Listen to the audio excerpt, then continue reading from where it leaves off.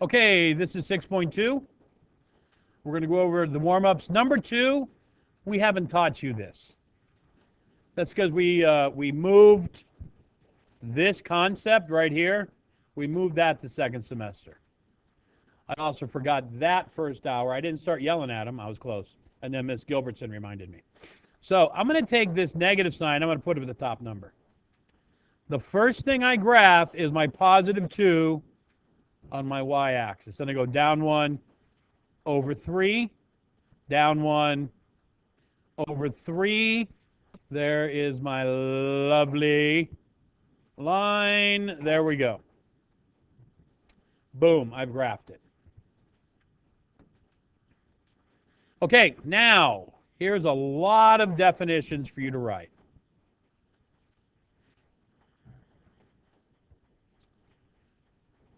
So I'm going to pause the video for a second, and then we'll pick back up. Oh, by the way, if you need to pause the video to write this down, go ahead, because this is going to go by rapidly. Okay, here we go. All right, so now we have to figure out how to graph this. Now, we've already discussed this, but we'll discuss it again. Here are your x values. Okay, here's your x. Those values are going to go into the x. Now, okay, so now I get out my handy-dandy calculator right here, and I put this into it. So I have parentheses, hit my ABC, 3 is on top, 5 is on bottom, close my parentheses, arrow over, close my parentheses, and then I hit this caret button right here. What's the first number I'm going to raise this to?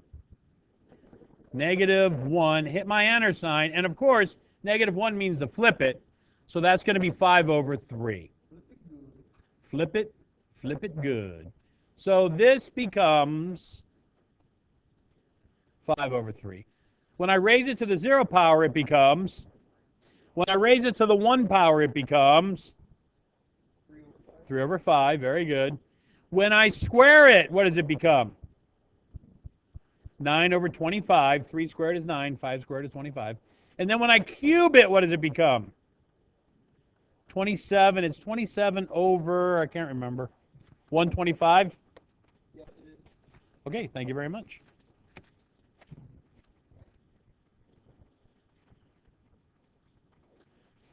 Okay, so now I graph this. So guys, honestly, this should be no problem for you. You put this in your calculator, off you go. So -1 is 5/3. Is 5/3 greater than 1 or less than 1? It's greater than 1. 5/3 is actually 1 2/3. So I go to -1, then I go to 1 2/3. That's about right there. 0 is at 1. 1 is at 3/5. 2 is at 9/25. 3 is at, I'm just guessing because I can't see those. So here we go. And there's my line that I graph. Is this function increasing or decreasing? It is. Look at it left or right. It's decreasing. What is my domain? Now, when I do domain, this gets me confused. So I go down to my x and I put arrows on my x. That kind of reminds me that's my domain. What is my domain? Is this ever going to stop as it goes across the x-axis? No. So it is -infinity, because you always do the negative first, to infinity and beyond. All right? Now, here is a question for you. Is this line ever going to go below the x-axis? No, it will never. It will never go below the x-axis. Here's another question for you. How many numbers do you think are between 0 and 1 on a number line? Infinite. They never stop. Well, what do you mean they never stop? There's 0, there's 1. No, there's not. There's 0.1. There's 0.11. There's 0.1111. There's 0.1111111111111111. There are infinite numbers between 0 and 1. So, this is never going to go below 0.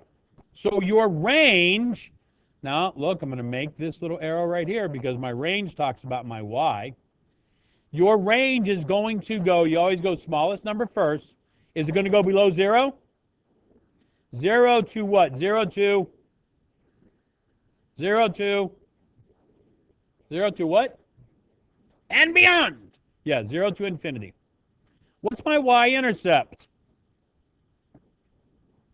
1. No, not 0. It's 1. Your y-intercept is 1. Now, I'm going to show you something real quick. What number is in front of this fraction that's understood? Yep, a 1. What's my y-intercept? Oh. Yes, we'll save that for later. Okay, now, number 2 is all you, dog. Let's go to number 3. Is this function increasing or decreasing? It is increasing. Always look left to right. What is your domain? Here's your domain. What is your domain, kids? Negative infinity to infinity.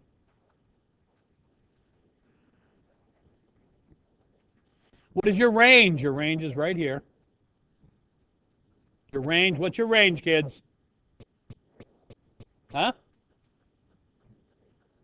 It starts. No. No, you got to put it the other way around. Negative infinity to 0. Negative infinity to 0. Because this thing goes forever and ever in the negative direction, doesn't it? It goes down forever. Does it go up forever? No. Doesn't go past 0. What's the y-intercept of this function? Negative 4. Very good. But I'm going to go 0, negative 4. I don't want to say b anymore for my y-intercept. And we'll get to that in a second. 1, 2, 3, 4. Right there it is, negative 4. Is this function increasing or decreasing? It is decreasing. You always read it left to right. What is the domain of this function? Domain is your x. No. Oh. No, you're right. It's negative infinity to infinity because we're talking about the x. Negative infinity to infinity. It's going to go this way forever and ever. It's going to go this way forever and ever. What is my range? My range goes like this. What's my range? Negative infinity to 0. Very good. Negative infinity to 0.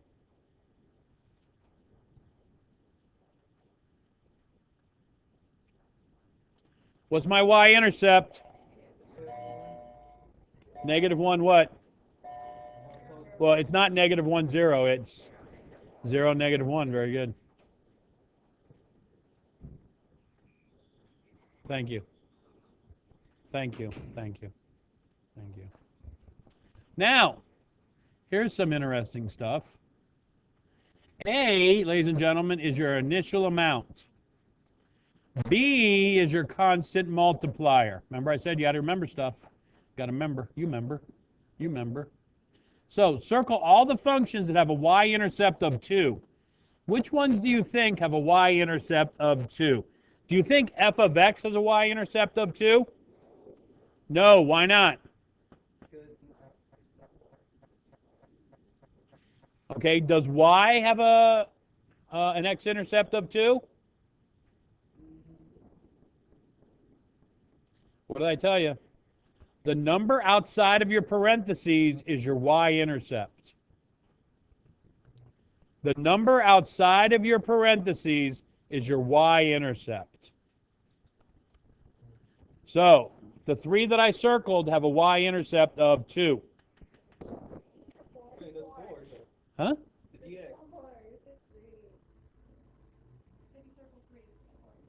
Okay, that's okay. The 4 that I circled have a y-intercept of 2. Because this number right here is your y-intercept. So let's go back up here. A, this is your y-intercept. That's your y-intercept. A equals your y-intercept. Which ones below show exponential growth? Well, if this is your A, what letter is this? That's your B. So, when B is greater than 1, that is constant growth. That is constant growth when B is greater than 1.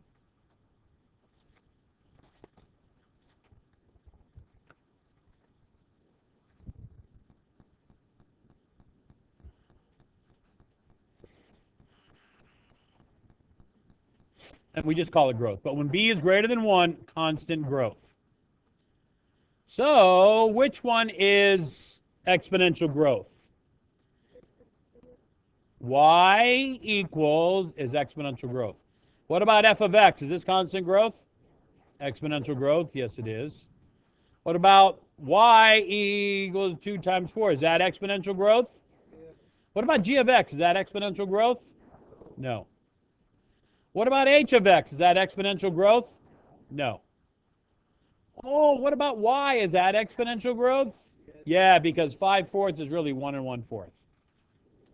So, when the number inside the parentheses is greater than 1, that's growth, exponential growth. Well then, so what do you think is decay? Greater than 1 is growth, so what is decay? Less than 1. So is y, is this one growth or is this decay?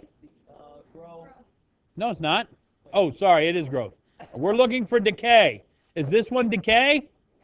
No. Is this one decay? Yes. Is this one decay? Yes. Is this one decay? Yes. Got to look what I'm doing. Is this one decay? No. Is this one decay? No. So, if B is less than 1, that equals decay. B is greater than 1, that equals growth. It's very simple. Pick your head up, sweetie. Pick your head up. Okay. I've already showed you how to do these, but I'm going to show you real quick. What is the rate of change from f of 2? So this is your x value. This is x1. This is x2.